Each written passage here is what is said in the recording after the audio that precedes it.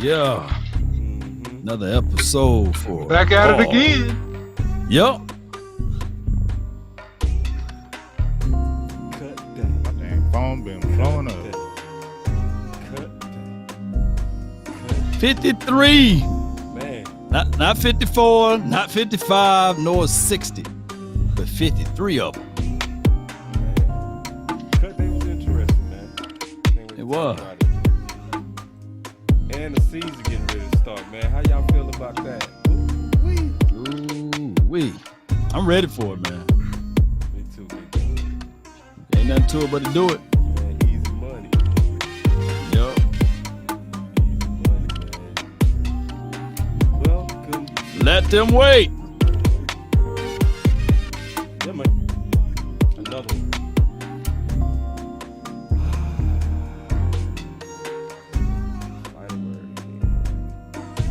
Final word. So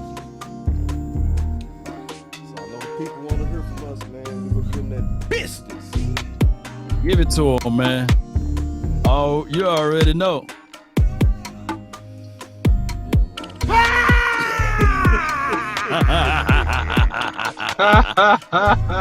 Cool. That joke said cool.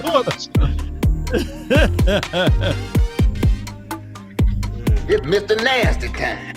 Let's get it, baby. Hey, but you know, in terms of roster, man, the roster look good, man. It do, man. I say 90% good. 95. Watch how that beat come back in. Woo, I love how that beat just come right back in. Yeah, man. This is one of the coziest holdover music that we go ever hear in our life. No doubt. The like button, baby. I heard if you hit it, it give you 10 to 15 years of good luck. Man, that boy's telling the truth. And nothing but the truth. Smash it. Yeah, man. It's gonna be Subscribe too. Because we going to switch it over to subscribers only. And I want y'all to be a part of it. Subscribers. That's right. The sub community. I got everything ready on my end. I got a new drop, man, that I want to implement. What you got, big dog? Since we got, I'm gonna put it to you like this. You know how when you Mortal Kombat, when they say Sub-Zero wins. Ooh, so y'all hit that sub button. We want to hit subs. Ooh, boy, I'm thinking of it right now, man. I know you can find it, boss. But not today. Maybe down the line. You know, next week. Give you a week or so. Sub-Zero. You know, wins. They gonna be dope. Yes, yes, indeed. So y'all sub it up, man. If you a Sub-Zero in the chat, let me know, man. If you a sub in the chat, man, let me know. Man, that boy lost so creative, dog. Y'all got a lot of that stuff, Sub-Zero. man. That boy Mr. Creativity all day, man. Real talk. And let's go. Fatality.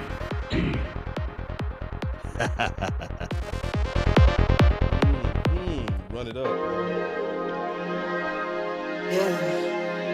Lately I just wanna run it up. Kinda check or something. I've been really in the field, let up.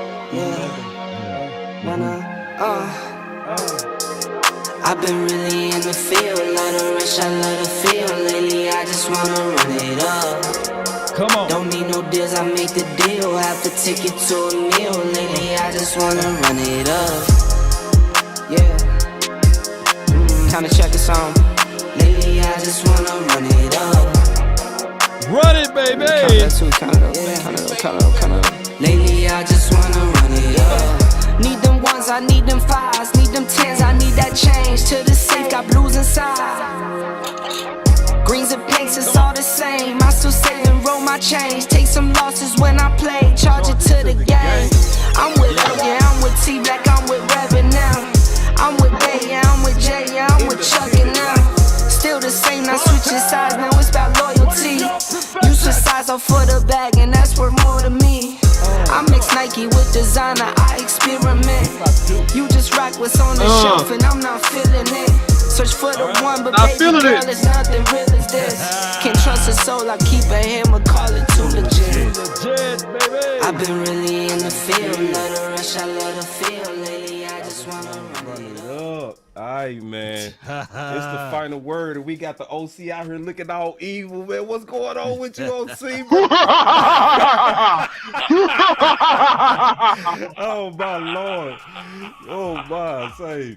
All right, so I don't even know where to start, man. So let me see where we gonna start today. Let's see. Let's start with this. This Michael Gallup, man. What's y'all thoughts on this, man? Because, you know, to me, I'm going to be all the way honest with you. I'm start with you, Big. What's your thoughts on it, big dog? This Michael Gallup. I don't believe it. You know what I'm saying? Like Already. Now they say these injuries are 6 to 9 months in recovery, right? He did the surgery in February, and it's exactly like around 6 months. I think we saw Adrian Peterson do the all-worldly thing. I think he came back in 8 months, I believe. What it was like around there, 8-9 months, and he came back crazy. But Adrian Peterson is a different type player. I think I'm gonna just say this: from the past history of me watching Michael Gallup, he's not a fast healer from what I've seen with his other injuries. So, okay, but that just kind of throws me off that they're saying that, okay, he's going to be ready, because when you've seen him with his hamstring injury, or when you've seen him have a little ankle injury, it's not like a week or two, it's like 3-4 weeks. You're like, Michael Gallup's still out. So it's just hard for me to believe with him, those prior injuries, and it takes a long time to heal, that he's going to be ready this quickly. But hey, we'll see. Well, with that being said, that's a good point. Sometimes he can be all right. He can be fully recovered, what have you. But sometimes you will compensate for those things, and then all of a sudden you will look back and say, man, now his hip is messed up. Oh, we had something like that with Blake Jarwin. You guys remember? They kind of rushed him back. We were seeing Blake Jarwin out there on the field. We were like, hey, Tristan Hill had the same type of injury, and he's not rushed out there. So why are they pressing the need to get Blake Jarwin out there? And people, Cowboy Nation, will turn on you so quick. They will flip it around, and now all of a sudden Blake Jarwin is trash. Blake Jarwin can't do this and can't do that.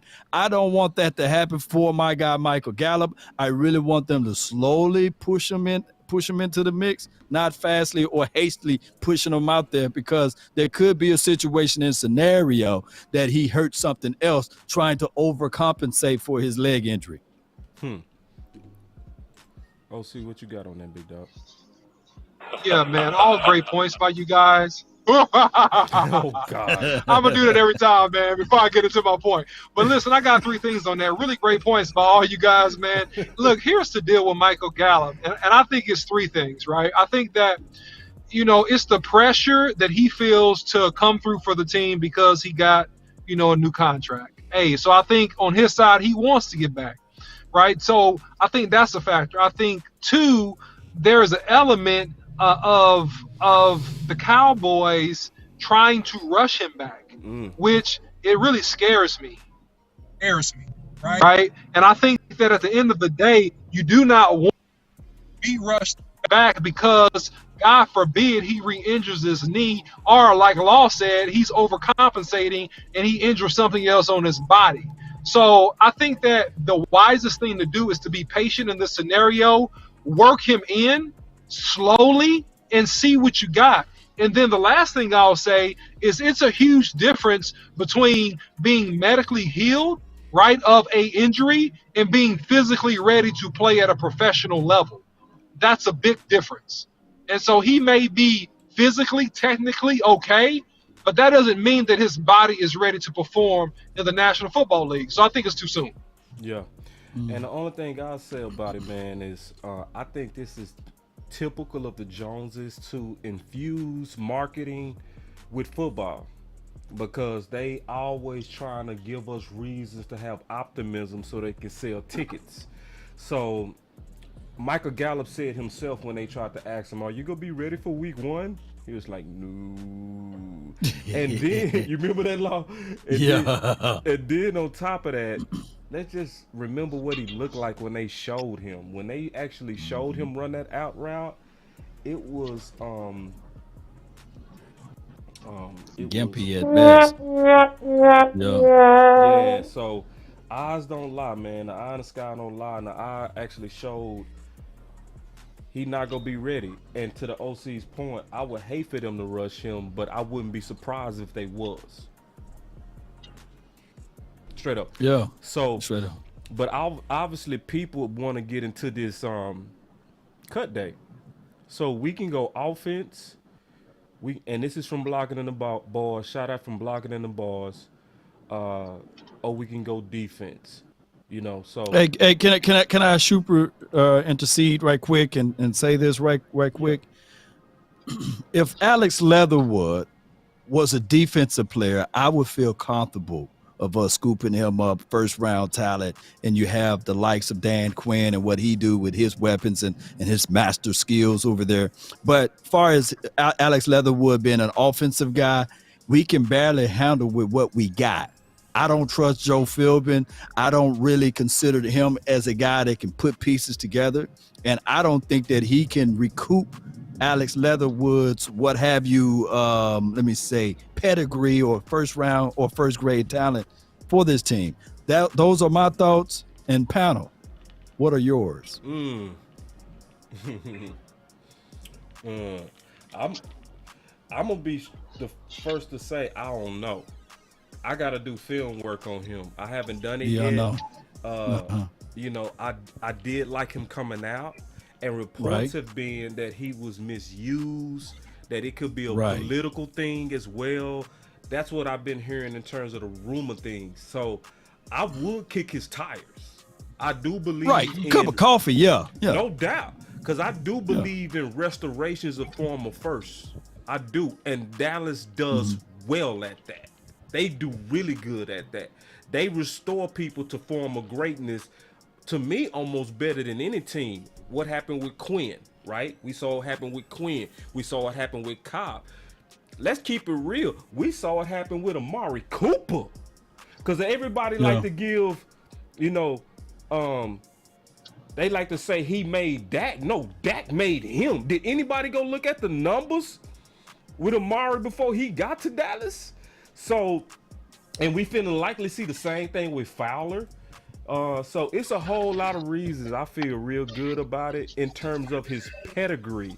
But I would have to do my due diligence in terms of film research to make sure that I'm gonna have good analysis on him. But based on our history, Law, oh yeah, I would do it just on our history alone. On that strength of it. Yeah, I was looking at it. Now you collectively saying it. I was looking at it from a micro or a macro. Is it macro or micro? Y'all help me out. Macro, the big picture. Micro is like when you drill down at it. Yeah, so it's micro when I look at it from just the offensive line standpoint. But other than that, man, shoot, hey, bring them in for a cup of coffee. What happened here is that the Raiders land, they try to put them on right side, right? Yeah. And from what I can tell you from college tape, Roll Tide, he played left. So it's a different world. Maybe the OC can break that down going from right to left, right? Can you break that down? Yes, sir. Yeah, going from right to left, me and Boss Cowboy talked about it on a show we did yesterday. And really the key component is that it is a short edge playing right tackle if you're talking about pass blocking, and it's a long edge playing left tackle, which means that I can take almost a short step, 1 foot back, hands up, and I'm ready for contact at that right tackle position because it's a short corner.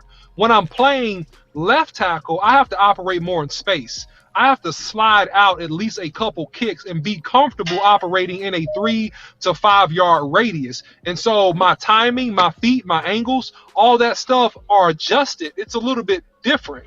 Now, speaking of Alex Leatherwood, because I actually have done some work on him, so I'm ready for this. Okay. Good. So Ooh. Alex Leatherwood, Man, Alex Leatherwood, Alex Leatherwood is a big, strong guy. Alex Leatherwood actually has a lot of potential. Alex Leatherwood is a guy that has technical deficiencies because at times he's slow out of his stance and he misplaces his hands and he gets his feet too close together and loses balance. So I think he's still a first round talent type of guy. I think that he needs work. He needs to be coached up. I think that he has the raw materials, but he's inconsistent with his techniques, and at times he gets beat. But also, if you look at some of his tape, and I have, at times you see him actually really choking and handling defensive ends. So you see both dynamics in this game. Message. Yeah, that's good. So you will put him basically at left tackle, and you will keep my guy Tyler Smith at left guard, and then you're working on from there, right? Getting interesting. Well, let me say this, not to put words in my mouth, Law. What I would do is this: I would bring him in, I would evaluate it, right? And that's a great question. I would evaluate it. What I would have done is not cut Avante Collins. Right, that's the first thing I would not have done. Right, I ain't trying to be messy to start off, but I would have kept him because of how he looked these first preseason games. What I would do with Alex Leatherwood is I would bring him in, see how he looked. I think he's more comfortable playing right tackle, and it's easier to play right than left. So I would trust him more at right, and then put Tyler Steele at left if we were bringing him in to start. That's what I would do. Okay. So it was a misassessment. It was a misassessment for me seeing all of those things negative about him and the reports at the Raiders land. It's just that his hand placement, feet too close together. He just need to get those nuances together, and he would be a better tackle in the National Football League. And of course, I saw him at Duke Manyweather's camp as well. So he's a Duke Manyweather guy. Yeah, and I'm not saying it's a misplacement on your part, Law. Yeah, and I'm gonna say this too, Law. I don't think it's a misplacement on your side of it. I think that, some of the things are true, right? Some of the things are true about his failures. But what I see when I look at him, I see a young guy that hadn't been coached well. I see some of the same things that I saw with Tyler Smith coming out of Tulsa. A strong, athletic, big physical dude that just really, on some levels, his coach failed him in college because he didn't help him clean up his hands. He didn't help him clean up his footwork. And that's the offensive line's coach job. That's the guy that has to identify and help you tighten up your game when you have the physical ability. And so he has the physical ability. Now, here's the thing I don't know, Law. I don't know mentally how he is. I don't know his personal work ethic, right? I don't know how he gets along with teammates, right? Because those things also are factors that could cause success or failure. So those are the things that I don't know. Yeah, because the media was killing him, but I don't trust the media. I don't trust them and I don't trust crowds because the crowds didn't. And cover for me real quick, boss. The crowds didn't want curse. You know what I'm saying? You know what I'm saying? So it's like, I'm very careful to go with what the crowd is saying. Now, hey, put the dog up when Big Ant James talk, because I already know what he's about to say. But go ahead, boss. Is he already showing it, dog? Already. Go ahead, put the dog up. Go ahead, Big Ant. What you gonna say? Go ahead, Big Ant. That dog is me now too. I ain't gonna lie. I'm with you, Big. That dog is me and you now, dog. I feel you. What's up, Big? What you got? I mean, I'm not tripping off the Alex Leatherwood thing, like left tackle. I mean, they put him at right tackle. This is what I'm gonna say. I'm not an offensive lineman, so I could just be totally wrong, but I'm still gonna voice my opinion about it. Amen. I don't want Terrence Steele moving to the left side. I think he's a right tackle. Duke Manyweather said he's a right tackle. He has been more effective on the right side. Let him grow on that right side, and that's the biggest thing that I want to see more than anything else. Let him grow on the right side. You got a live mic. Yeah, live mic. I turned him off. Yeah. Okay, good. There we go. That was like, what's going on? That was ventriloquist, man. Right. I was like, that was dope. I'm saying two things. OC up there whooping kids, cooking food. Right. Never got his whole light on. God dog, you know what I'm OC. saying? I just don't want. I don't want Terrence Steele. I don't want Terrence Steele moving to the left. I know, boss, you mentioned him going to the left. OC just mentioned him going left. No, I want Terrence Steele stay on the right. That's where he beat out Leo Collins. That's where he was really good at. And let him grow and let him be that. And especially when he got some good work at camp. You know what I mean? Let him grow in that and let him be great at that. It's tired of them this team flip flopping these guys left and right. 1 minute he a left tackle, next minute right tackle, next minute he right tackle, then he's a left guard, then he left guard. Then man, come on, man, let these guys figure it out at one position and be great.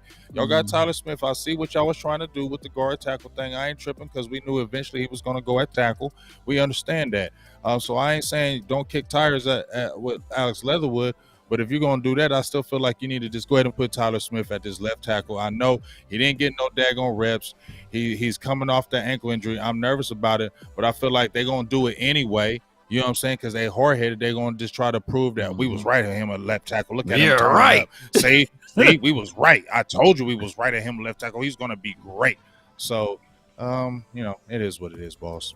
No, You're right. And it's mainly now I'm even more committed to him playing the left tackle position. I'm talking about still.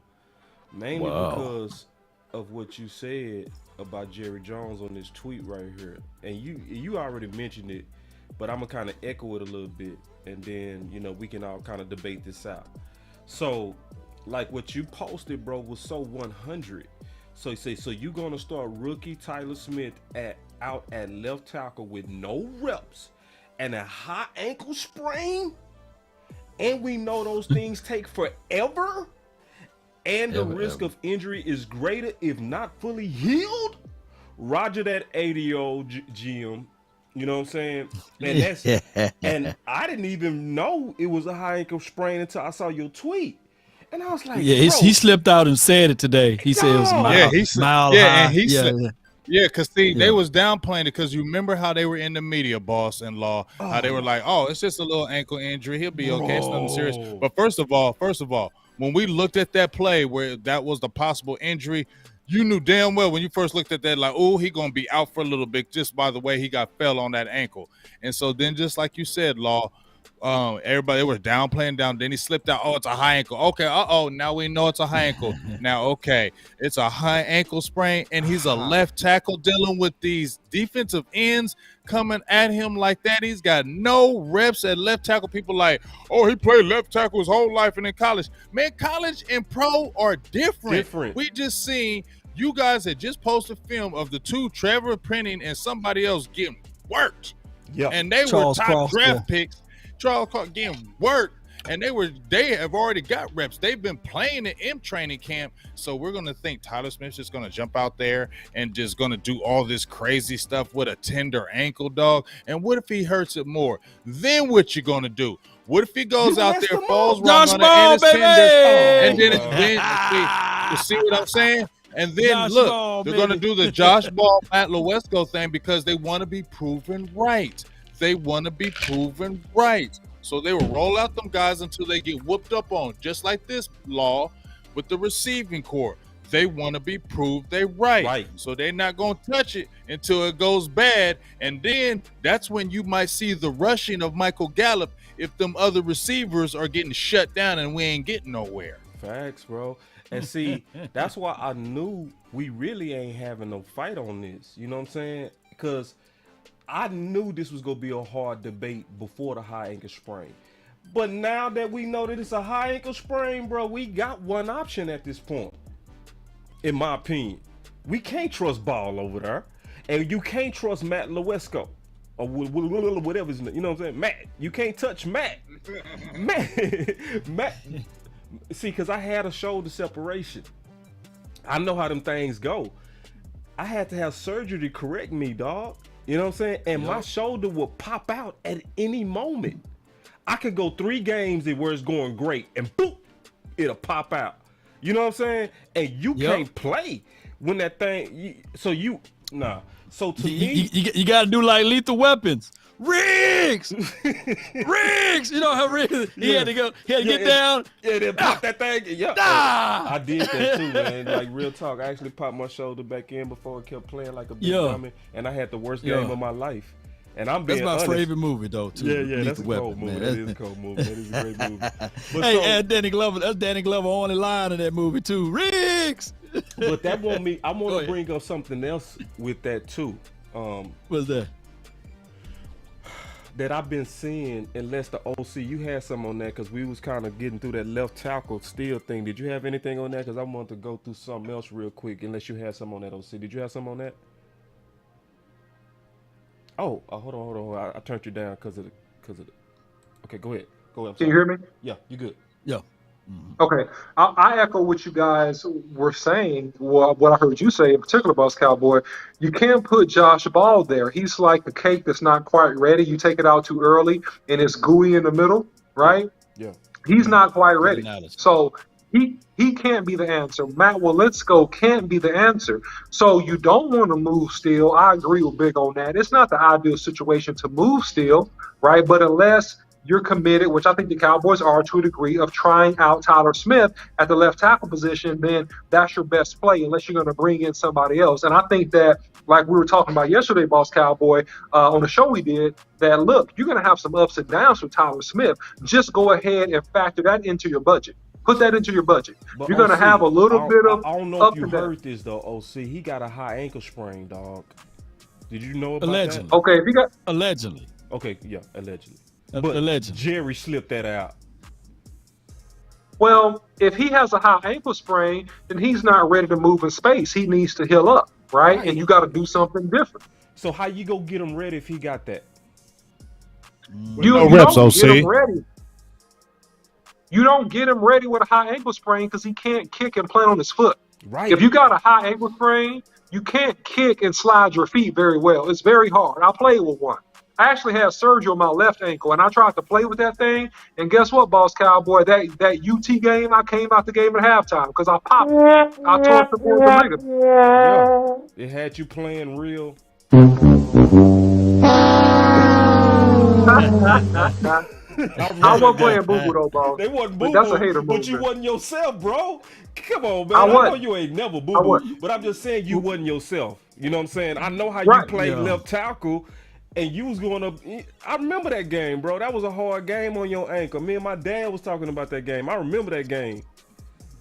Well, what I'm saying is this, to your point, Boss Cowboy, you can't operate in space well with a high ankle sprain, Right. especially playing tackle. You can't. So he has to heal, and now you got to bring in some other kind of factor or solution to that left tackle position, Still. which brings me back to, what do you do to secure Dak's blind side? You don't want to move still, right? But what do? You're gonna put Ball there. If you put Ball there, you're gonna have to run 11. And 11, that tight end is not leaving. He's double teaming that defensive end with Ball. That's what you got to do if you want to put Ball there. Yeah. That's true. Realistically, that's logically. Politically, what would they do? The Cowboys. Man. I talked about Great that today, question, Law. Bob. I talked about that today, and I talked about them being reverse cheat. Okay. Right. And I was saying on reverse cheat that when we spend draft capital on somebody, or when we spend money on people, we then feel like we have to use them and we force them out there.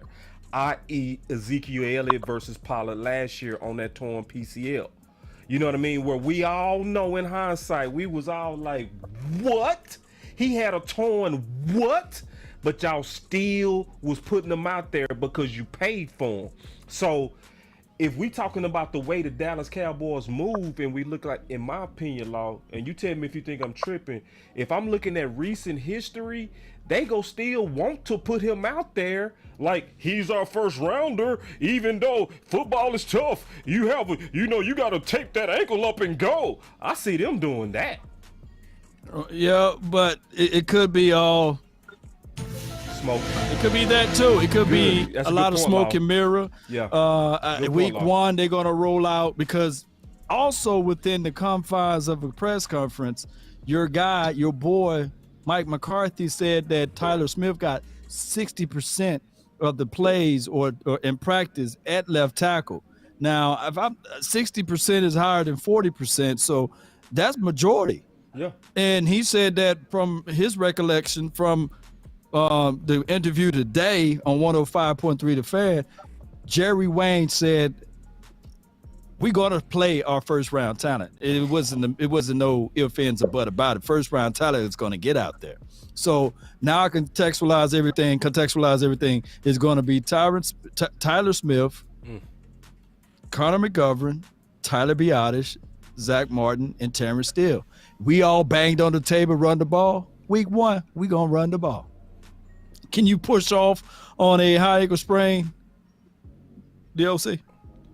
Yeah, you can push off on it, man. It's just hard on your balance, man. So you got a good initial pop, but when it comes to driving your feet, if that ankle hurt, you ain't gonna drive your feet that well, but you still gonna be strong. Which Tyler Smith is super strong at the point of attack anyway, so he's gonna swallow his guy up in those first 2 steps. But if you talk about going up to the second level and changing direction, stuff like that, that's gonna give him problems right now. Yeah. Well, power run. I hate the plan, and I just want to be straight up about it. I don't want to sugarcoat it. I don't even want to have no hope and optimism that don't make sense to me. And just being real, I'm really trying to be very forceful in my opinion that don't do that to your young tackle. That's just me. Maybe people disagree with me, but I want to yell, don't do this to your young tackle, Dallas, because you paid for him. Don't do it. He is likely trending to be a top guard, so don't mess him up. Don't. Go with the guy who showed that he got the pedigree, Dallas, to handle this tough situation, and that's Steele. Even though it's not perfect, man, Dallas, come on. it is No.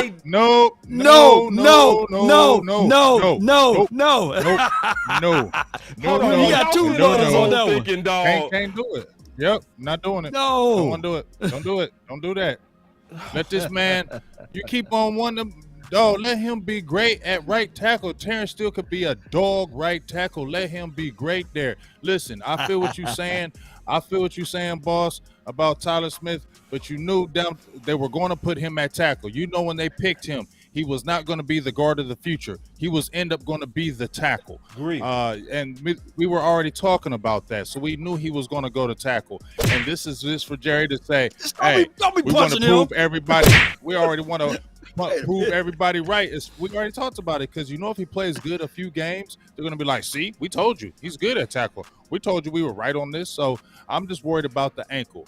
If you slipped up and said a high ankle sprain, and I seen how he got mashed on it when they showed the play that it was possible, that's the only thing I'm worried about. OC has already talked about it. And here's the thing. We're going against Tampa Bay in a few weeks, okay? So hopefully he might be rested up. But he's going to be going against William Golston, maybe Shaquille Barnett, who's a dog. And if they know it's a rookie and he's an offensive tackle and he may have an injury, I hope they're not stupid. They're going to attack that and see how that ankle is really feeling. They're going to see how he's really doing. So I feel like I got down. Hey, ain't no jumping me on this one because, see, I know you can. Wait a minute. I'm supposed to go next, but go ahead, boss. Go fight. No, press your case, man. Well, okay, well, this is what I'm going to say then. Well, go ahead, this is what I'm going to say. 3, 2, 1, and remember, you're listening to nothing but the best. Let's go. Yeah, baby. Hey, like my guy Duke Manyweather said, and then I'm gonna let the OC contest to this. He said that, hey, it literally takes about 2 to 3 weeks for that adjustment to happen. Granted, Terrence still may be good at left tackle because he had 3 weeks last year. We're not 3 weeks away now. Unless no, but we had 3 weeks last year. He had 3 weeks last year, but now he's been playing all on the right side. Now you talking about putting Terrence Steele week 1? because he got reps from last year. I'm not saying it's like riding a bike. Yeah, well, definitely not like riding a bike. He need to be in practice now on the left side. I don't think that week 1 you can all of a sudden say, hey, Terrence, hey, we want to kick you to the left side. That's unfair to him. He only allowed 2 sacks last year, 31 pressures. And what if I told you, like Ripley's Believe It or Not, all of that came when he was majority on the left side, playing in that one game where we're playing in multiple games of them playing musical chairs. Don't do that to Terrence Steele. Don't do Terrence Steele like that. Let the man just stay on one side, man. I love you, Big, but listen, y'all. Remember we had this same debate on the Super Panel, and I was saying we should be cross-training Steele as well as Tyler for left tackle for this situation. Now we in the situation, so we gotta cross-train them. We got to. That's what we got to do. It's not my fault y'all didn't listen. So if he played left tackle right now, boss, who would be your right tackle since Avante Collins is not there? Put Ball ball out there because that's all you got right now because they messed up with Avonte. That's another subject. And, ooh, don't get me started on that. Well, you know what? If they do that, then I'm definitely that offensive line gonna get their head beat in. So, OC, how you gonna sit back and watch all these DBs fight this Oh, out? say feel me. Come on, OC. Stay with us. Come on, you just being silent, man. You Go ahead, put something on it, man. Put something in on it, man. Put Put something in on it. Talk to him, OC. Talk to him. Talk some sense into that boss. Talk to him, OC. Man, please. I'm laying back in the cut. Let all you boys throw your blows, and I'm gonna come in here and be the voice of reason. All right. Okay, let's go. So check it out. Here's the deal, man. You should not have cut Avonte Collins. Rule number one. That was a mistake. You should not have cut Avonte Collins, though, how well he was playing. He was a real, true, viable option in the tackle position, right or left, because he primarily has played on the left-hand side all of his career, especially with the Minnesota Vikings. So that was a bad move, okay? That was a political, just bad move. Number two, if you're going to take the lesser of two evils, which right now you're in a situation, if you're not going to play Tyler at left tackle, which I don't recommend with the high ankle sprain and a guy that has no pro game experience playing the left tackle position. I don't recommend you doing that on a televised game versus a Super Bowl contender like the Tampa Bay Bucks. You're setting him up for failure. You don't want to steal his confidence. You want to give him confidence. You want to put him in situations where he can have success early to build his confidence, okay? Two, I'm almost done. So this is now what you do, okay? Now what you need to do in this situation, which is a situation that's got out of control based upon the decisions you made with your personnel, all right? It's a situation now, all right? A situation. So this is what you need to do. You need to move Terrence Steele's butt right back to left freaking tackle because that's your best bet to protect Dak's blind side. He played well besides that Denver Broncos game.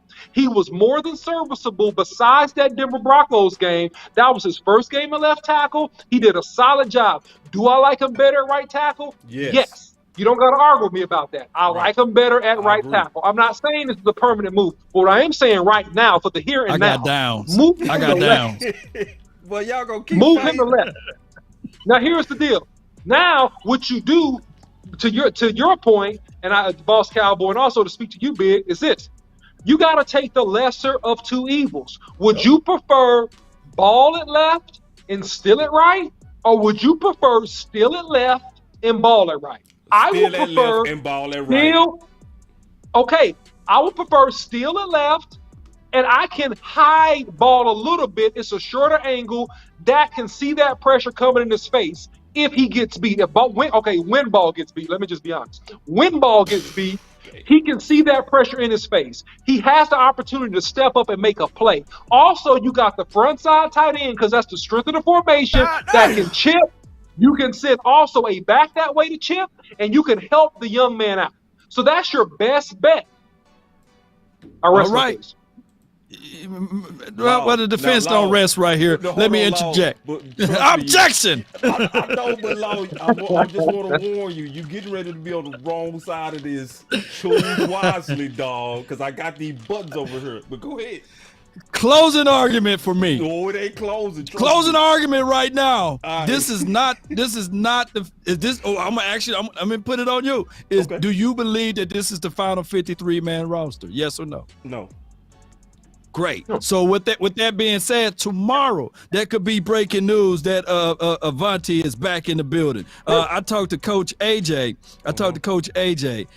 He's a guy that calls into my show, and he said that sometimes it could be the player. He can see that the player can request go ahead and get cut so they can have an opportunity to be a starter elsewhere because Avonte Collins can literally see that, hey, this team may lean on the younger guys. I need to go where I can be played or get a fair competition or a fair right to be a starter somewhere. That could be a situation there. But with my overall collective reasoning is this right here, Cowboy Nation, and everybody that's listening. By tomorrow, there could be some breaking news that the Cowboys bring in a legitimate tackle, left or right, and all of this that we talked about could be for nothing. Oh, no, it's still going to be for something because that person, it depends. Well, I ain't going to get into that. It depends on who they go pick up tomorrow. Well, I'm going to just tell you, bro, you my brother, but I got to give you this here. Are you ready for it?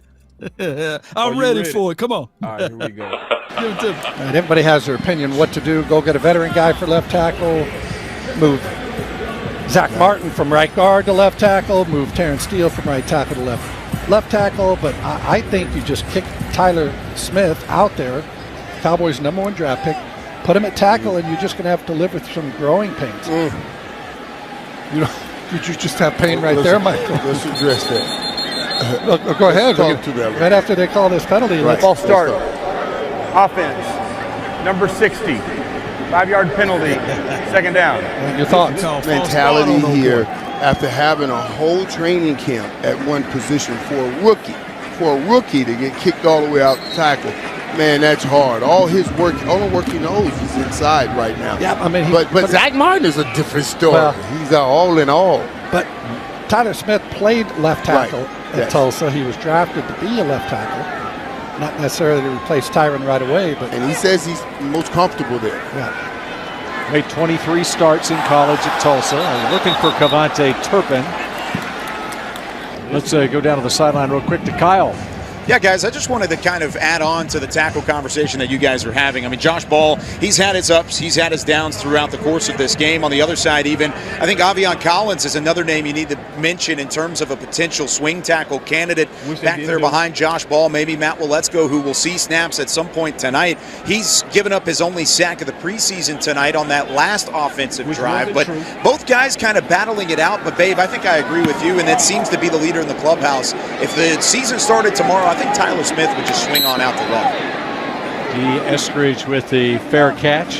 You guys know how difficult that is? How difficult it is to just swing on out the left?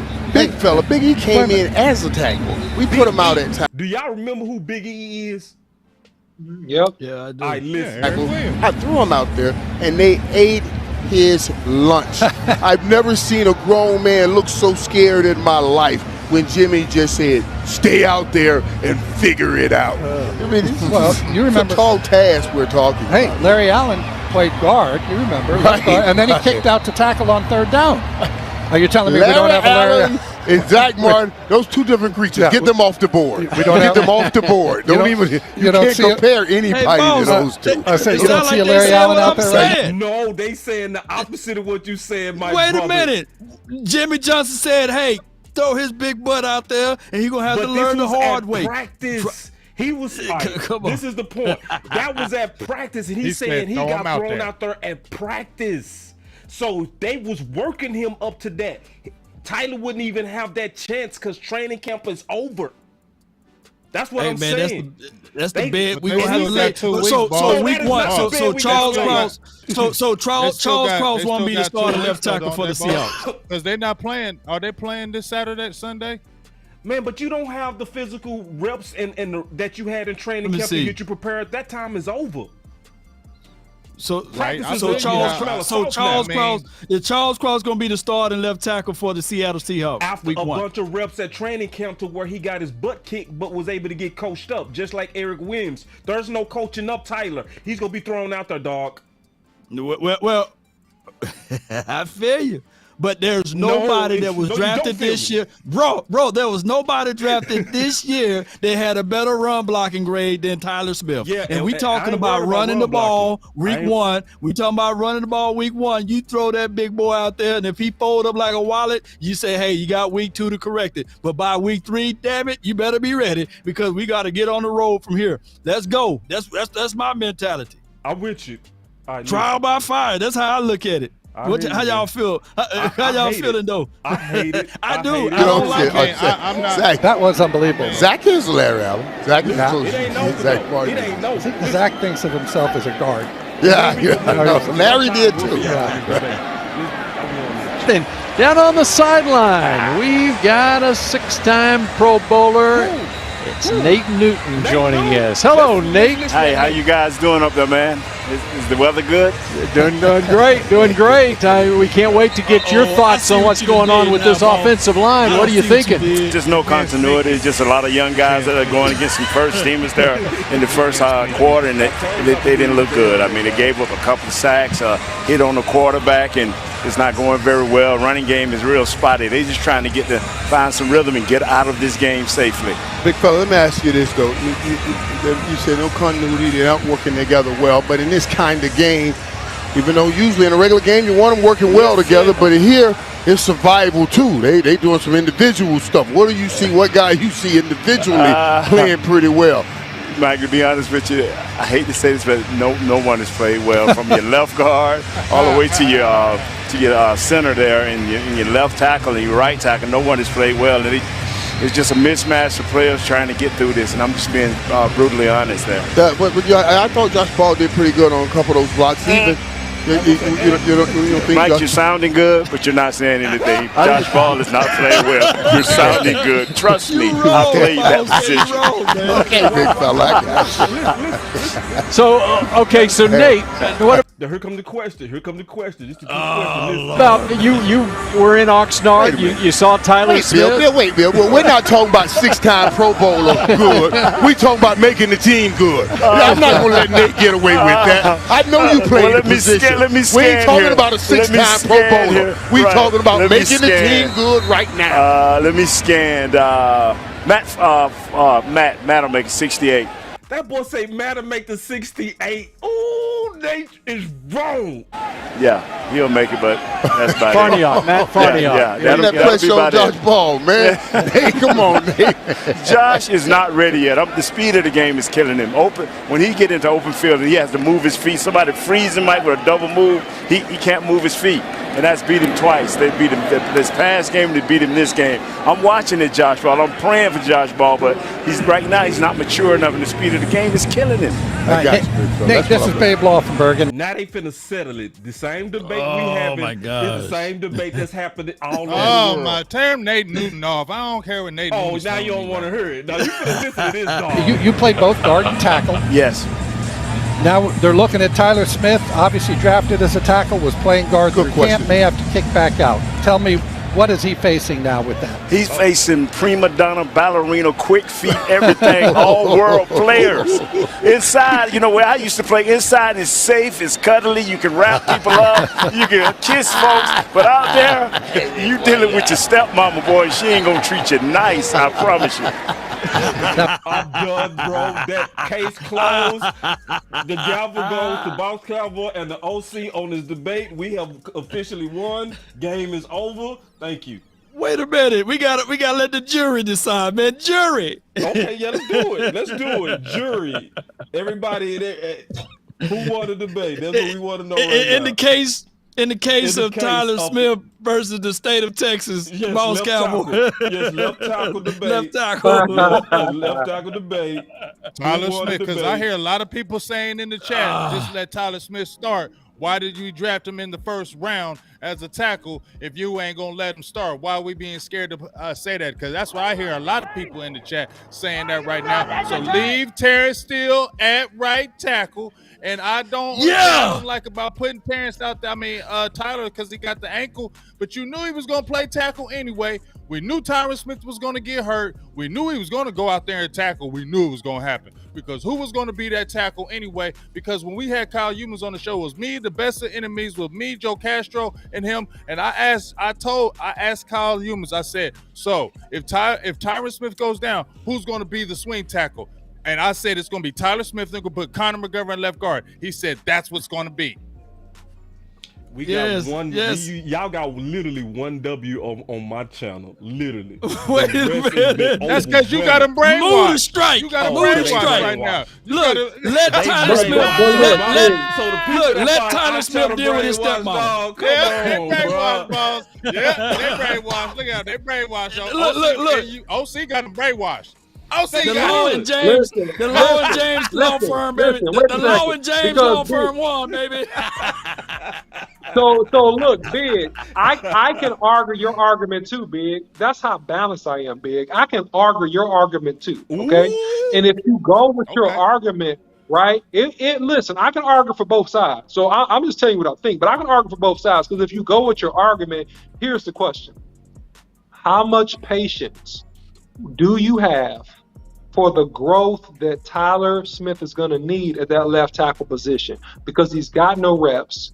I think he can do it. I think he's going to be great. I think if you want to go for immediate gratification, you're going to put Still over there. But man, if you're committed, which I think the Cowboys might be, I haven't seen this yet, but I think they might be committed to this long-term growth and maturation. You let him stay out there, you let him struggle. And you just support him and help him fight through it. But you scheme and game plan strategically, and you allow him to tee off on that defensive end on first and second downs as much as you possibly can. Because when you get into the third, why you gonna argue that? Thank you, OC. Yeah. That's what I'm talking about, OC. Listen. I'm being real. I'm saying you got to be strategic. They not being real. You got to be strategic if you're gonna do it. I agree. And I don't know if we're strategic enough to set him up for success. Because if you go to spread offense, right? You go to spread offense with these rookie wide receivers, and then Kellen Moore wants to throw the ball on 7, 8, 9 routes.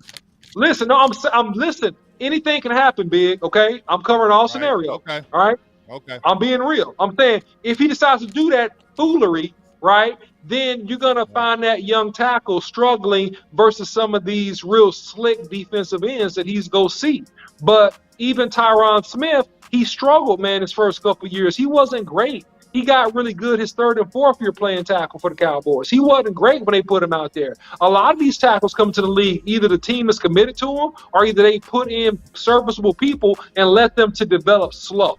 So you can go either way with it, but I'm saying you better put into your budget. You better put into your budget some struggle time if you do that. That's what I'm saying.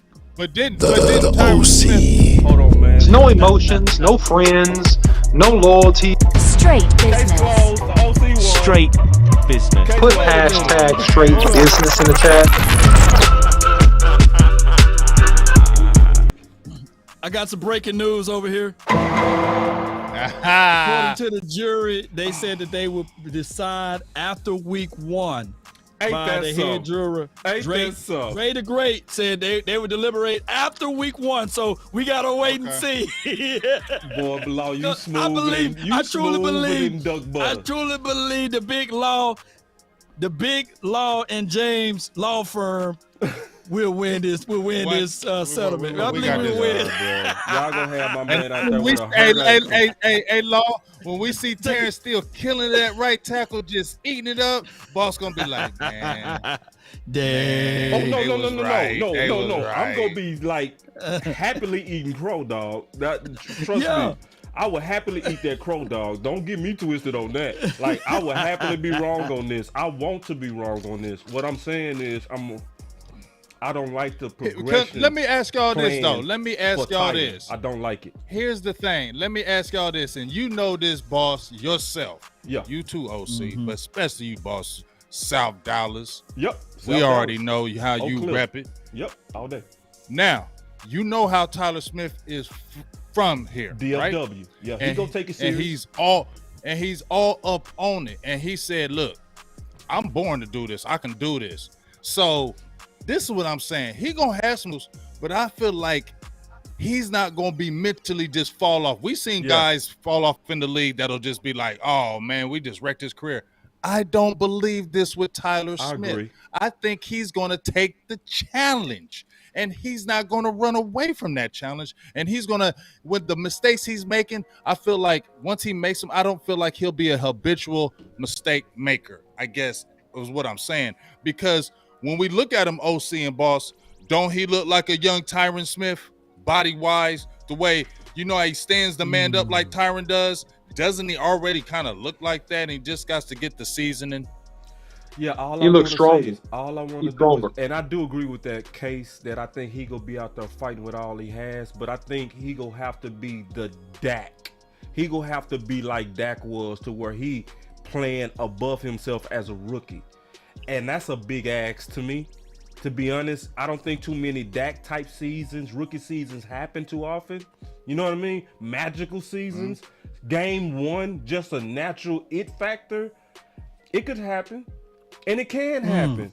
I just don't want to bet on that with somebody with a ankle issue with no reps in training camp. I would rather slowly cook him because, first of all, both of y'all did not listen to what I said, and they should have cross-trained him. So, so it's going right back to what y'all was. It's going right back to what we debated on a Super Show, where I said, man, we need to be cross-training this dude because T. Smith is gonna go down, and we don't know when. Yeah. You know what I'm saying? And y'all stuck in that 1988 philosophy. I mean, I was cool with that because I already knew he was going to be the left tackle eventually. Anyway, we all kind of did. But you didn't have my back that day, dog. I needed you to have my back that day. Didn't I? Oh, my bad. No, you didn't, bro. I might have been on the sauce. I don't know.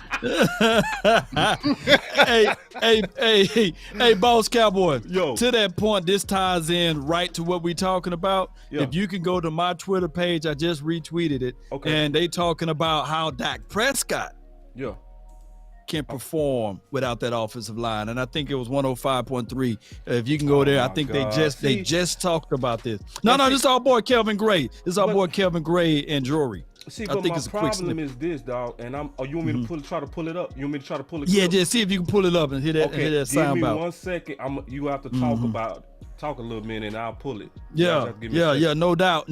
So when we were talking about the Cowboys in general, their plan of action to put best things around Dak Prescott. Now, I'm not of the belief that it's a conspiracy theory that they trying to get Dak Prescott killed out there. I'm not that guy, but I can tell you that some of the pieces are very alarming. Getting rid of a Cooper, getting rid of some of the guys that he had rapport with, like Cedric Wilson, La'el Collins. Right. Yeah, it seems as if they said, okay, we pushing everything in the middle of the field, and I heard your show, man. The reverse cheap, reverse cheap everything, and be like, hey, it's because of Dak Prescott. When we can clearly see that this dude, I don't think a quarterback in history have the hands of cards that's dealt to him right now. What are your thoughts on that big game, James, in the OC? I got the clip. You've covered Dak Prescott for quite some time now. I have a very unique relationship with him. Going into year 7, Jory, when you look at this player and what he's being asked to do within this offense, is this the kind of player that you can see who can elevate not only his play, but the group around him to really put him possibly in that upper echelon category of the other guys that we talk about as being some of the best in the NFL? Yeah, I think you nailed the framing there, guys, because Dak could actually play significantly better individually this year and the offense not go as far and the playoff wins not come, which is obviously Dak and the Cowboys' main goal, because he's being asked to do so much more when he doesn't have the offensive line looking out for him. He doesn't have the receiving core he has last year. I do think that when it comes to elevating guys around you, there's the physical aspect and the intangibles, and I think he's got all the intangibles to lead. I mean, we hear that from so many guys across the team, and even a couple days ago, I was talking to Will Greer about that, and he was really saying, like, that is something so unique relative to all the quarterbacks he's seen when he's traveled across teams in this league. So I do think Dak will elevate everyone around him. I think and I think he'll do it in a way that's really different because finally he had a healthy offseason. He's got a little more stability than he did the last 2 years. The question is, if you're elevating, but you're starting at such a lower level, is that elevation going to be enough? And I think that if they don't make a move at offensive line, I don't know that it will be. Shout out to real quick, I wanted to for the clip. We go definitely put that in the description for fair use. Hold on, let me get a fair use thing. I'm gonna put this in the description for fair use purposes, so that obviously we all, stay compliant. Go ahead, OC. Real quick, man, I wanted to give a quick shout out to Super Chat. I wanted to make sure you guys did the same, man. If you guys are getting Super Chats, we had Common Sense Lab ask a question about the offensive line, and he mentioned, and his question was this. The question is that offensive line or left tackle in particular is what I think he's talking about. He said, what player is going to give us the best down and distance scenario in terms of penalties? That's the question. So what player can we trust the most over there to get the job done and not give us a bunch of penalties is what his question was. Thanks for the Super Chat. And Coach Marv, I saw your Super Chat, man. I just got to pull it back up. So thank you, brother. Yeah. That's obviously then again still. Yeah. There you go. What are we talking about? What players? He was like, talking what about was for the left the tackle. question? He was saying which guy is gonna give you less holding calls, and that's less obvious. penalties. Yeah, that's obvious. Yeah, But still don't get penalties, dog. I mean, he was He gonna get him on the left side. He was 10th. He was 10th in the on the league last year. Terrence Steele was ranked 10th in the league last year with 8 penalties on tackles as relates to all of the tackles. Look it up. Oh, okay. I don't believe. Oh, yeah. You know, I can pull it. I can pull it. I can pull it up. Pull it. Because out of all of the tackles, I don't remember him getting no penalties. Yeah. He had eight flags, 8 penalties. Yeah. Penalties. But majority of them came when they kind of played the musical chair. Can I just get 1 year of Terrence Steele playing at right tackle so I can get a fair assessment? I don't want to run your plan. No. Come on, man. 1 year of it. This is not Obamacare. Come on, man. This is an actual. This is actual plan. I don't want to risk that. I'm sorry. I hear you. We went with that Jason Garrett philosophy that you never move guys and you let them be great in their own position. No, we need to protect Dak. We need to protect Dak, bro. This is not for the Dak. It's not. To be over there like we finna put a rookie over there with no training. No, bro, I'm not for it. I'm all the way against it. And ladies, but look what we're doing with the receivers, ladies, though. Ladies, look what we're doing with the receivers. Doing the same thing with the receivers. And it's gonna be a domino. Think about the domino. I know if you that, got bad but receivers they're doing that on him. Average protection, you are setting him up for major sacks. Because if the receivers not get open, he gonna have to hold the ball, and if that protection is not there, he gonna get hit. That's what we setting him up for. No. Yeah, I know all that. So, I think this offense is going to be bad. Ladies and gentlemen of the jury, I do want y'all to know that Law and Big Game James have decided that they are smarter than Nate Newton and the playmaker. I rest my case. Wait a minute. I got another topic. I didn't hear Nate Newton say nothing about Terrence Steele at the left side, though. I heard him say, "Get him!" I didn't hear him say that. No, I didn't hear him say. You know what I heard him say? Don't what did I hear? Finish him. That ain't no finish. Thank you. Yeah, it is. Come on,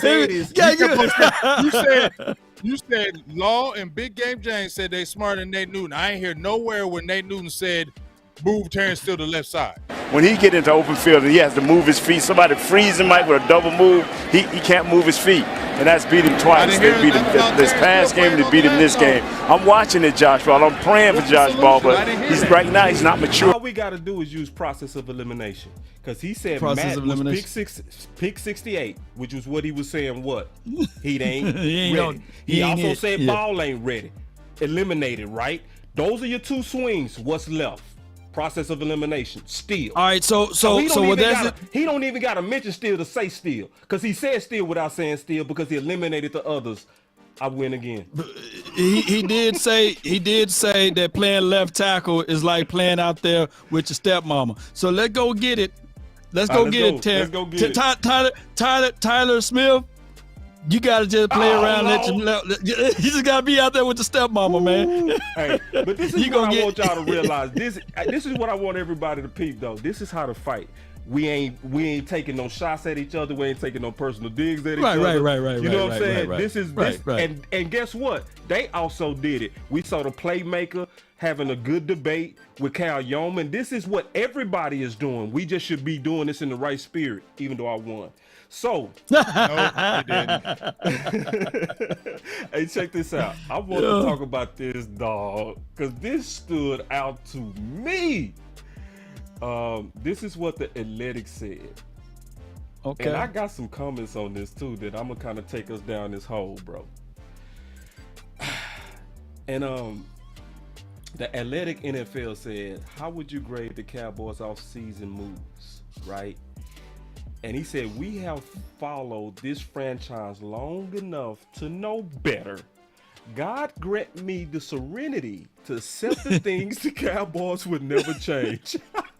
And then he kept going. He said they understand their coaches on the hot seat, so they virtually helped increase it. Now, let me give y'all the evidence of this. This is the evidence, dog. Let's just go to Todd Archer. And Todd Archer said this. One name that and he talking about the media, constantly overlooked in the roster battle for swing tackle spot was, I don't know if it's Avante or Avion. I'm going to just say Ed Collins because I'm tired of trying to figure it out. We've mentioned Josh Ball, Matt Walesko, but Mike McCarthy has mentioned him quite a bit. Now, how would you feel if the guy that you've been mentioning got cut for the vision of Stephen Jones wanting to go with those young guys? This is true, bro. You know what I'm saying? That they I see where you're going. You see what I'm saying? Now, he been I see where you're going lobbying for Collins. T. Smith got hurt. Yeah, you going with some of that. Yeah. You like that? I love it. But I'm keeping it real. I like it. You know what I'm saying? Yeah, you reading in between the lines and you pulling out the truth. The truth. The truth. And you already know. What the truth? You can't handle the truth. So how would you feel?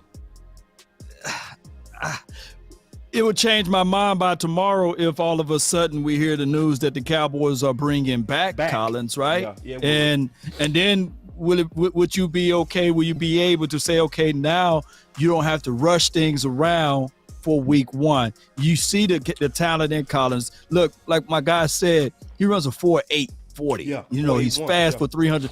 Yeah, 4.81. So for 313 pounds moving around like that, good feet, good position in his body and all of that other stuff. That's cool. Yeah. Well, he might have reached out to the organization and said, hey, let me at least test the waters and see if my good tape can showcase to the world and see if someone else can pull me in to be a true starter. And they probably granted him his wish, but we'll find out within the next 24 hours or less than that whether or not he will be for the Cowboys for 2022. And I would say that's still bad from this standpoint. If he wanted to get out of here and he said, I want y'all to cut me, the reason why he said that is because he saw what me and you saw in training camp, where he was outperforming Ball, but they kept giving Ball the swing tackle reps. Me and you saw that in training camp in Dallas. Right. It was only 4 content creators out there. It was me and you, Big, and Scott. And we saw it. So, and we was asking ourselves when we did that live show, me, you, and Big, all of us together, we said, what in the hell is going on at practice for Collins to be obviously playing better? And we all said this. And you not seeing him getting the swing tackle reps at practice, and they gave Ball swing tackle reps in the game. That then obviously communicated to Collins that he wasn't going to get no first shake here. Right. You know what's really odd, though? Yeah. No, you know what's really odd, though, in this situation? I'm going to be honest, and I was looking for a comp, okay? And listen to this carefully, what I'm about to say. And I'm going to say 2 statements that I believe are 200% true if you go back and look at the film. Avante Collins gets out of his stance and gets into his kick slide quicker than anybody on his team. He has the quickest set in terms of his explosion and just quickness getting out of his stance. Athletically, he's not near the player of the guy I'm about to say, okay? But this is the guy that I've watched. I watch a lot of these tackles. The guy that he reminds me of, just in terms of how quick and fluid he is, like getting out of his stance, like first 2-3 steps, is Trent Williams. Now, he's not on his level at all in terms of play, right? But I'm talking about just in that one aspect, Law, is what I mean. Yeah. And the aspect of being quick, fluid, just getting out of the stance quick, being fluid. Man, he's quick, man. He's quick as a cat. And I'm saying, and he's strong. And I'm saying, man, you can work with that. And so it really bewilders me. That's my word of the day, bewilderment. It bewilders me that they just cut the dude, man. It really does. It confuses me. I'm confused. It's like, you did what? I don't understand. Like, and then hoping that they bring him right back, man. It's like hoping that your girlfriend that left you for another dude is coming back tomorrow night. It's like it doesn't even compute, you know. And it just I'm bewildered. I'm bewildered. Right. Let me put on this dude pass pro. I'm at a loss for words, man. OC, let me put on this dude pass pro, and then let's break this film down, because I want to see what you're talking about on this kick. The OC. straight down. All right, so we got the pass pro up. Yeah. All right. So when you look at Avante on this, man, I mean, you're gonna notice it's a jerk. It's that quick jerk. It's subtle, but it's a quick jerk in terms of how fast you see him get. It's that you see that quick jerk. It's a suddenness. It's what my old line coach say, being sudden. Like he's out of his thing. He's ready to rock. You know what I mean? He's up quick, man. He gets up quick. He gets up quick, man, in my opinion. So, and you have to watch a lot more. I'm going to try to pause it. Yeah. I'm going to stay hike the ball. See if we can catch what you're saying. Yep. He's already ready. You see that? Huh? That looked about even to me. Yep. Just keeping it real. Yep. Yeah, that's cool. We'll see on the next one. Yeah, that's cool. Hey, from what I've seen, I love his suddenness. I love his quickness, man. And it's a couple plays in here because I watched this tape that you can really see specifically. Like, man, he's out quick. And this, he's being careful not to overset, right? And that's why he slows himself down. So you got to understand there's a tempo of setting. It's almost like being a boxer. You don't set your fastest every play because you don't need to. If you jump out as fast as you need to play, you're going to overset. There. I saw it. Right there, he was the fastest out of all four. I did see it right on that one. Yeah. Yeah, man. So it's certain plays. Yeah, ball got walked back. He got dog walk. He got dog walk, man. So, so if you see, and this is where I've seen it, boss, and you may not see a lot of this on this particular film, but if you see wider techniques or where he got to reach a player, it's when he has to reach a player, you really see that quickness. When he actually got to reach out there and block a player and get to him, like when he's challenged, you can see he has that quickness out of the stance. And so that's just one thing I really like about him, but that's my opinion. Yeah, man, I appreciate that super chat to tell everybody to hit that like button, man. Y'all are some beautiful people, man. I love y'all, man. Yes, indeed, man. Y'all good appreciate people. that. Yeah, man, everybody. And that's everybody channel, too, because I know we all pretty much be having the same people sometimes, too. But, yeah. I want to also then look at this, unless y'all had anything else on that. Well, just to echo that on the opposite side, I think that Malik Jefferson, even if you use Pro Football Focus, I really don't use them as their grade, but they graded out that kid higher than most of the linebackers on this team outside of course, Devin Harper and Jabril Cox, and he got cut over, what's this guy named Luke Gifford? There's not a game that you can tell me that Malik Jefferson didn't outshine Luke Gifford. So that could be the same battle cry on the defensive side versus what we've seen on the offensive side. Sometimes it's a political warfare with the Cowboys. They got who they like, and trust and believe they like who they like, and that's just how it goes. And that's all I had to say on that point. So yeah, just bringing up, we got the film on him as well, man. So yeah, courtesy of Michael Gelkin. Yeah, it's no way, while you right, man, that you can turn on the film, and this is a cut from Malik Jefferson, but man, you right. Luke was not no way playing like this. No way. Right. And then in no way. You can even add Story Jackson. You know what I'm saying? Story Jackson, just to your point, can we just talk about that, man, the politics? What's up? Are we seeing politics in Dallas, bro? Of course we are. Yeah, of course. Of course we are. Of course. It's the company way. What do you mean? Politics? Company way. How we do it here. These are our guys. These are our guys, boss. What kind of stuff is our guys on people that all sign their name to the ink? What is up with Dallas with that? How do you have your guys when all of these boys are supposed to be brothers? Can anybody explain that to me? Nah, I don't even know, man. These are the guys that I feel like fit our culture the best, and that we personally have an affinity for. Culture. I want a culture of dudes like this dude who beating guards. Did y'all just see that? What Story just did to that dude? And quick to the ball, man. And you never saw Luke do this. Never. And this, look, I'm gonna say this again because I got Luke apologists. I'm not talking down on Luke, but a spade is a spade. It's just who's better. It's right? just who's better, Come on, dog. Right. And we right. gotta stop falling in love with players, man. Is what does the film say?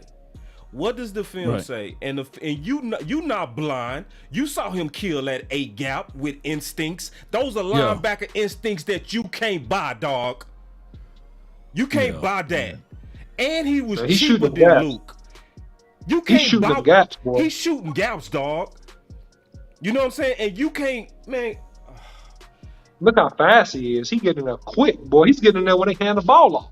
Yeah, man. And Boy, and same thing.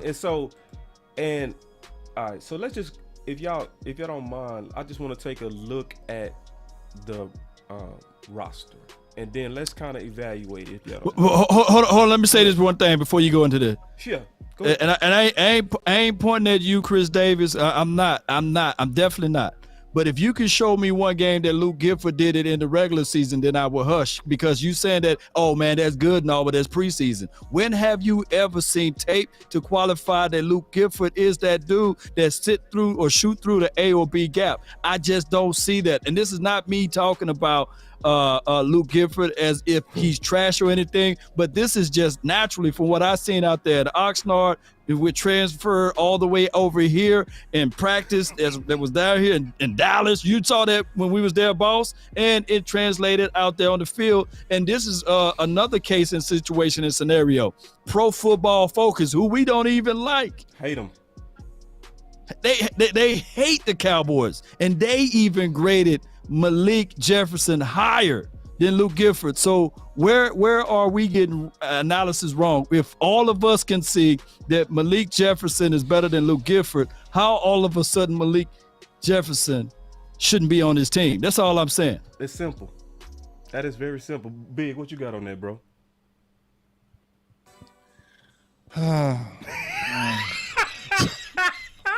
Go. Go. Big is so patient. He's been so patient. Man, I've been patient. Nice, y'all bro. should be proud of me. I hate nice Big. I don't want no. I'm not being nice. I Y'all just was sitting back being patient. I like the Big y'all know that was damn talking to well, that media dude. I'm Big just saying, y'all ain't give me a chance. I'm just all right, go, bro. I like, who is this? I'm just where my dog at? Let me go find my dog. I'm being respectful. Where is he? You know. Who is this Big? I want that Big. That Big. Where's Mad Big? Hey, like I said, I'm letting y'all was doing y'all's thing. OC was breaking down like he does on the offensive end, and I like listening to that. So I just get to chilling and get to watching. You feel me? I like when I like he be teaching me stuff, so I just be quiet and watch. You know what I'm saying? So I just get in the mode letting listen to y'all. But if we talking about the politics, y'all already know. This what comes down to if you're talking about the Mike McCarthy thing, and when you're talking about Dak Prescott, how they're already undercutting Mike McCarthy again, and I feel like they doing it to Dak. This is the thing. All I'm gonna say is this: this is why Dallas don't win, y'all. Those big games. This is why they choke. When we have seen the choke gene for 25, 26 years, this is why the front office will never relegate a headstrong coach again like a Jimmy Johnson, because Jerry deep down inside does not want that. Jerry loves praise. If you don't know that by now, Jerry loves to be praised for what he does. And if there's another coach getting that shine over him, which Jimmy Johnson did, and to this day, he doesn't like it. You just heard in that interview when they sat down, Scruggs was talking about, you played it, boss, on there, and it was talking, and you saw how Jerry was still mad at, they still talking about Jimmy. They still talking about Jimmy. You don't want to hear that. So he's never going to get a coach to take the limelight from him or his organization again. It's going to be about him controlling everything. And when you do that to your coaches and really don't fully let them be free, you're always going to choke in games. You're never going to get over the hump like you think you are. You'll be competitive. You'll have talent. You'll win games. But them big clutch games, why are they always losing these games? And why is this always happening like this? Because of that right there, and they're doing it again. Favoritism, dog. It's the truth. It's the truth. That's what happens with this team. And it's what happened with Laya last year was Steele. It's what happened when y'all was being reverse cheap and you wasn't giving Pollard the reps. And I mean reverse cheat. You know what I'm saying? You making budget decisions. And that's what we seeing. Collins clearly outplayed both your young tackles. Both the ones, we need to give these young guys a chance. That's what Steven said. We need to give these young guys a chance. When Collins outplayed them, you and the media act like y'all didn't see it. That's what happened. You know, and that's what happened. And I think it's a couple of cuts I'm not gonna lie. I'm concerned about this one. I want to get y'all thoughts on this. And then that CJ Goodwin, oh man, bro, that's a special teams demon right there, bro. Yeah, that dude was amazing on special teams, bro. Shout out to Michael Gelkin for these clips, bro. Yeah, he's a beast breaking down each one of those guys. Yeah, he did. But look at this. Yeah, but they're gonna bring CJ back. They're probably They're gonna bring a lot of people back. Like I say, this is not the final 53 man. They doing the maneuvering so that they can put people on injury reserve, or because they got to be on the active roster, so they know for sure 30. What how CJ is like 31, 32-year-old guy that only plays special teams, that most teams don't have a roster spot for him. And even if they do come for him, he's gonna look at his wife and kids and say, you know what, get that Kool-Aid off me, because you know what, he's gonna come right on back. You know good and well. You drinking Kool-Aid, dog. I ain't buying it, bro. He 31, 32 years of age, man, though. No, see, can I just say this right quick? This is the frustrating thing with me, man. This is just that's why I'm just be chilling now, man.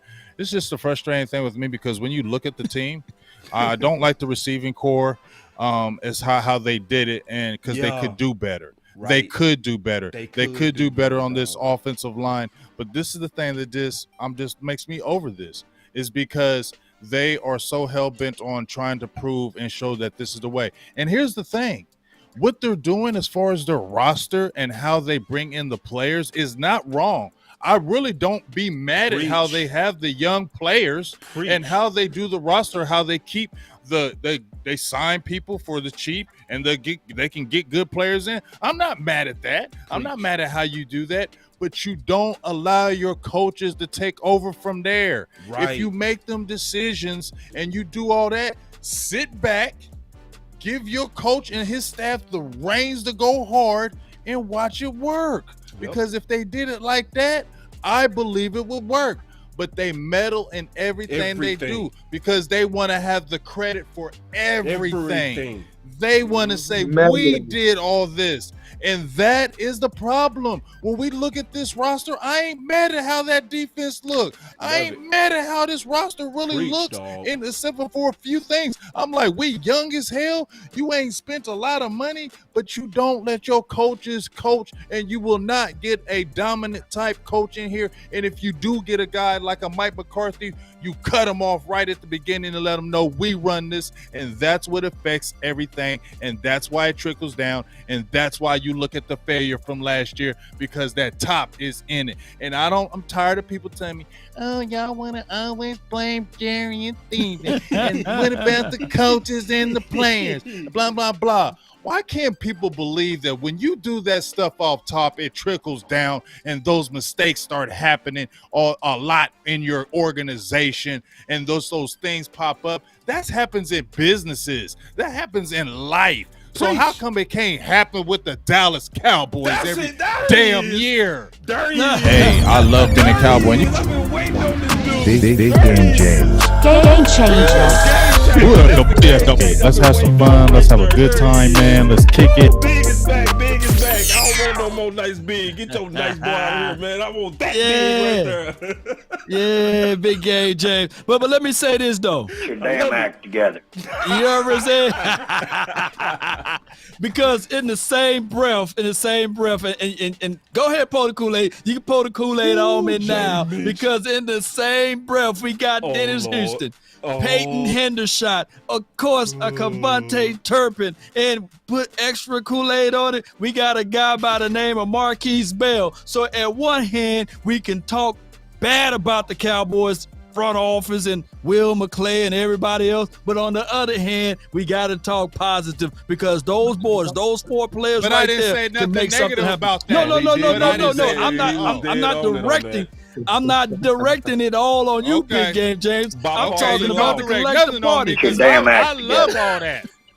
Yeah, so how Will can McClay does. we can't balance it all because they strive. This is what get them a hard on. They strive on the fact that they thank you. They can find diamond in the rough. That's me now, Big. I ain't hearing Thank nothing. you. I He talking, but I ain't hearing it. I'm that dog too, Big. But they strive. Yeah, I fools done caught Collins. Hey, wait a minute. Collins with T. Smith injured, dog. No, dog, like for real, man. I ain't. I'm big. Me and you. I need a double of this dog. Come on, man. Come on, man. I need 2 dogs. Come on. Come on, man. Come on. OC, boss. There's no way we should I want be me some mad glory hole. every year. We should not be mad as an organization. We should not be mad we should not. But as I said before, there is no rush because there's nobody pressing these guys. And when I just heard the news of the Dallas Cowboys being number 1, worth $8 billion, and they have only won 3 playoff games. Let me throw some stats out to you right quick because I had a rant and I was going to save it, but you know what? I'm going to just do it right now. Okay. In 25 years since Jimmy Johnson has left, okay, and 96, because we had the little Barry Sitzer, in 97 to 2009, Dallas Cowboys did not win a playoff game. In 25 years, Dallas Cowboys, Jerry Jones as the GM, have had 9 double-digit win seasons. That's 36%. In 25 years, they have made the playoffs 11 times. That is 44%. In 25 years, they have won 3 playoff games. That is 12%.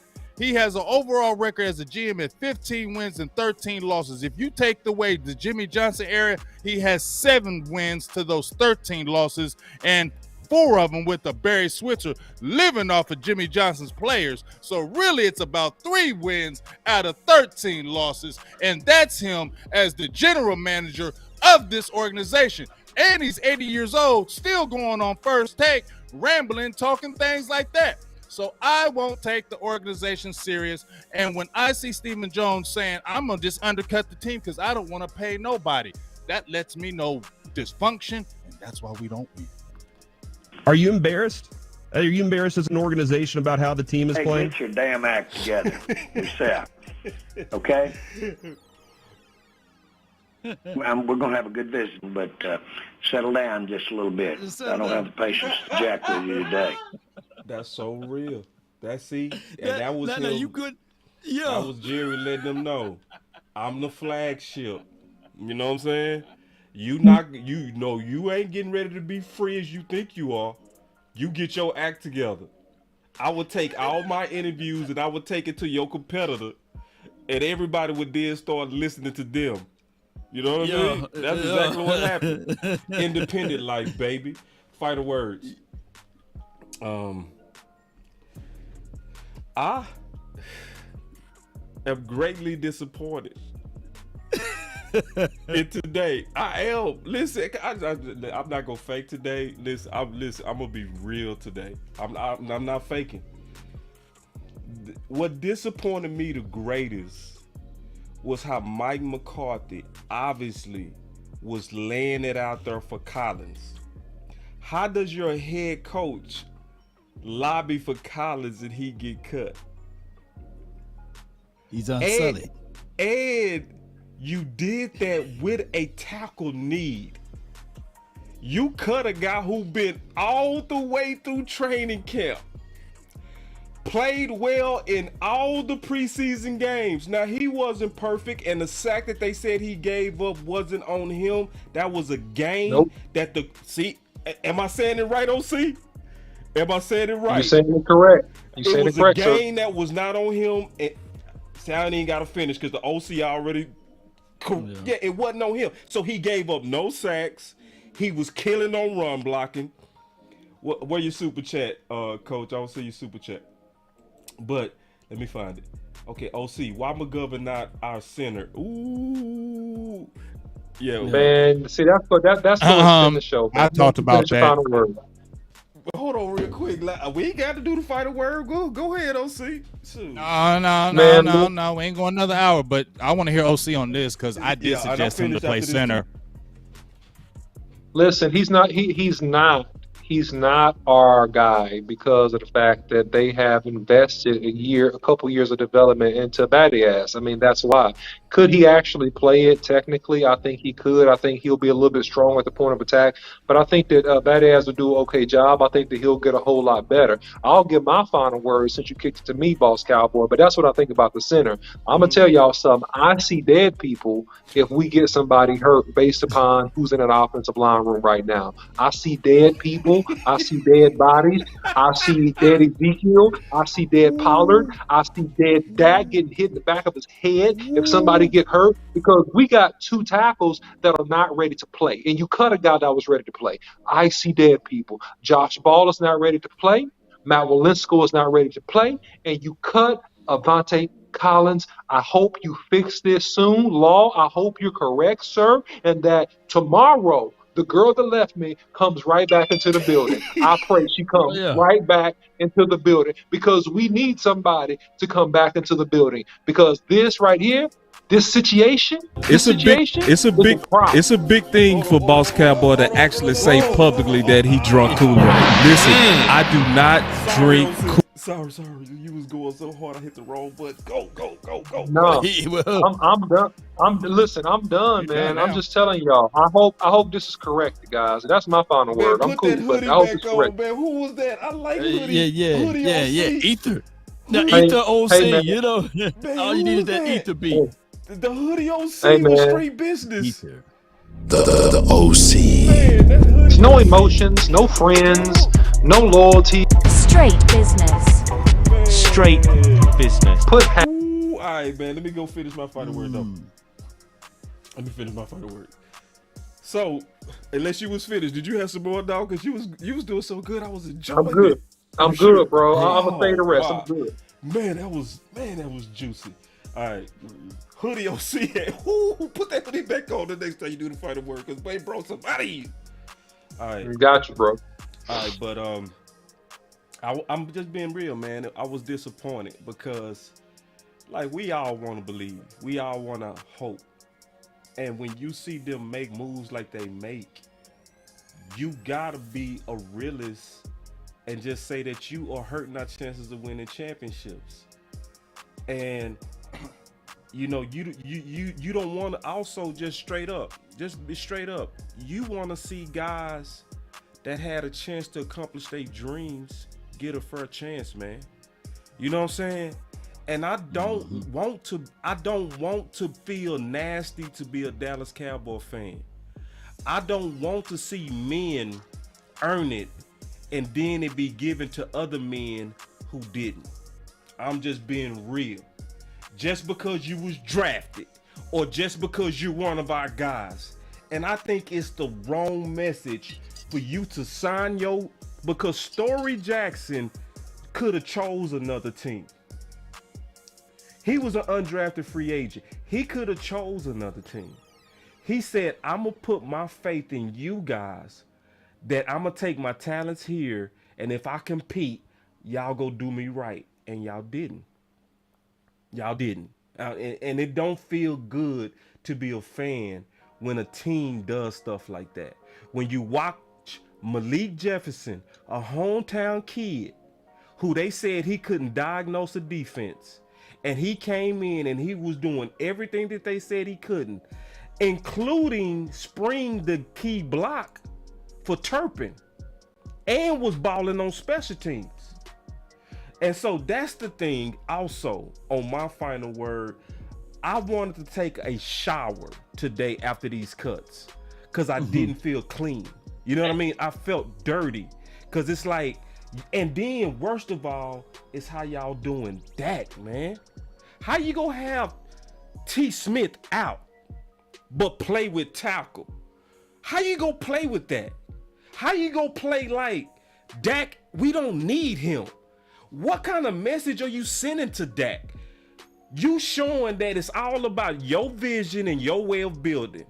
If it's not one of the young guys that you drafted, you can't outplay them. Because what you gonna do is you gonna move the players to the side that played well, and you gonna go with the guys that was drafted, because that's how you want to say, I won my championship through the draft by leaning on Will McClay. And I'm just sick of it, man, because like Big Game James said, man, we fools if we think that this type of stuff don't catch up to us. We fools if we don't think this type of karma don't come back around. I don't care who you are. God will humble all of us. Ain't no billions can ever save us from doing things that ain't right. You don't have people put their whole life on the line and sign their name to your organization, and then you don't treat them fairly in competition. That's my final word. All right, so we always let Law finish, and I'm gonna let Law do his final word. So, my quick final word is this. Back in the day, I understand people who say, man, Big Game, shut up. You be crying too much whatever. Because, see, I'm not saying you ignorant and uneducated, but when I was this diehard gung-ho, I would say that about people who say anything bad about Dallas. Anybody. But guess what? I got in the media, and guess what? I met a lot of people in the organization. Guess what? We talk to a lot of things, and I see a lot of things that maybe y'all don't see. So that's why I have a different view. Okay, and that's just the truth. I've seen a lot more than a lot of people seen out here, and I'm not bragging about that, but I have. So when I see some of those things, it makes me change my way of thinking and not make me always say, let's go Dallas every single year. Let's go. It don't matter. It don't matter what's going on. We're going to rise above it. No, I don't believe that anymore, because I see things that happen. We just heard Boss. We just heard Law. We just heard OC. We just heard them mention these things. Now, just look at this roster, and I'm not hating, because like I just told you, the defense is just crazy. But it's just funny how this offense, and you got Sean Payton waiting in the wings. I don't know how that can happen with the money or whatever, but you got a guy like that waiting in the wings. And then when I see the roster that you have set up, listen to what I see. I see a hurt Michael Gallup. I see a hurt James Washington. Then I see Jalen Tolbert, Noah Brown, Simi Fehoko, Dennis Houston. Bro, like that just, and you giving that today. I see Dalton Schultz, and I like Jake Ferguson, Peyton Hendershot, but they are rookies. You throwing a lot of rookies and young players that we don't know anything about, and you're saying be a miracle worker because you paid them all that money, or you the franchise, make it work. You get what I'm saying? And then you're kind of doing that to your coach. Oh, well, we ain't get you like this guy, but we like this guy because we picked him, and you just gonna have to make it work, huh? And then when it don't work, you know what the organization gonna say? We young, we building. It's okay if we lost. See how they setting it up? Y'all ain't gotta believe me. That's how I feel though. You don't gotta like what I say. I don't care. Okay, I don't care what you don't like what I'm saying, but that's how I feel, because I don't like how you're doing the quarterback right now. I don't like how you're doing the head coach, and I feel like you're setting them both up for failure for this year. And then when it goes down, y'all as the organization be like, well, look, we got all these young players. We're trying to build for the future. It's always going to be building for the future. No, we want it now. Right. We want a Super Bowl now. Y'all keep on talking about the future every year. We building. When y'all gonna make it happen? With all that building, because y'all keep on building and saying it's not the sexy way, because you said to Stephen Jones, it's not the sexy way, but we believe in it. But y'all been doing it this way, and it's still crashing. So where are we figuring out? Because y'all keep building, and we ain't winning. That's my final word. Well, that was some deep words by Big Game James, the OC, and Boss Cowboy on the collective sum of this team. I don't know what this team will finish at. I don't. But I can tell you that from what we can see, that there are some things that's still different from what we seen 5 years ago or 10 years ago. So I get it. It seems and it appears that Mike McCarthy got his back against the wall. Dak Prescott, he's the only quarterback on this team. Normally they say you got two quarterbacks, you got none. Well, you only got Dak Prescott now. And I truly look at this collective roster that they about to do something. They about to make some type of moves to bring in another quarterback to help out. They about to bring in some type of move to bring in some more guys to help out on this offensive line. But right now, we just can't see it. So it's hard for us to describe it. Now, granted, Big Game James have some valid points. It's been a many of years that we have underachieved. it's Super Bowl or bust, but at this point, can we at least get back to the playoffs? And I really encourage you guys to listen to what Mike McCarthy encouraged Jerry Jones. Remember the playoff. Remember the playoff. They were physical. We weren't. So hopefully, man, the Cowboys get back to physicality. Everything that we describe shows and point toward that this team should run the ball more versus passing, because you don't have a James Washington. You don't have a Michael Gallup. You have a freaking undrafted rookie free agent as a wide receiver that we hoping on. And on top of that, a third-round draft pick wide receiver, Jalen Tolbert, and CeeDee Lamb, who never been a number one wide receiver. So those are a lot of things that we can pump the brakes on and say, man, what is this team doing? But we have to wait and see. That's all my thoughts on it, Cowboy Nation. Let's go. Let's go. Hit it.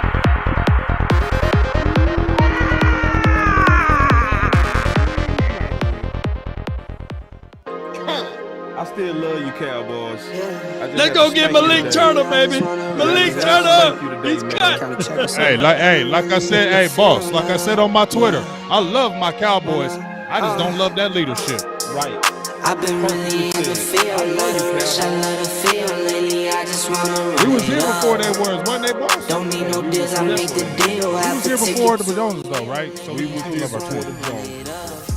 Yes, we will. Yeah. So we love our Cowboys. I'm gonna let everybody, all y'all know, I love my Cowboys. That's why I get so heated into it. That's why I get so passionate into it, because I love my Cowboys. If I didn't love my Cowboys, I wouldn't make a rant. You feel me? Never change, bro. See, because there's a lot of people scared to say what you saying. I ain't scared to say it. You know what I mean? I know you ain't. Yeah, I'm saying it needs to be said. Charge it to the game. You know what I mean? But I'm gonna read all of y'all super chats on the next episode. Appreciate y'all. Yeah, man. He going live for 5 minutes. You good? He going live for 5 minutes. Nah, he gonna be too long. He going live for 5 minutes. He going live for 5 minutes. The law nation. Look, as soon as we get ready, as soon as we done, it's gonna be like Law Nation live. You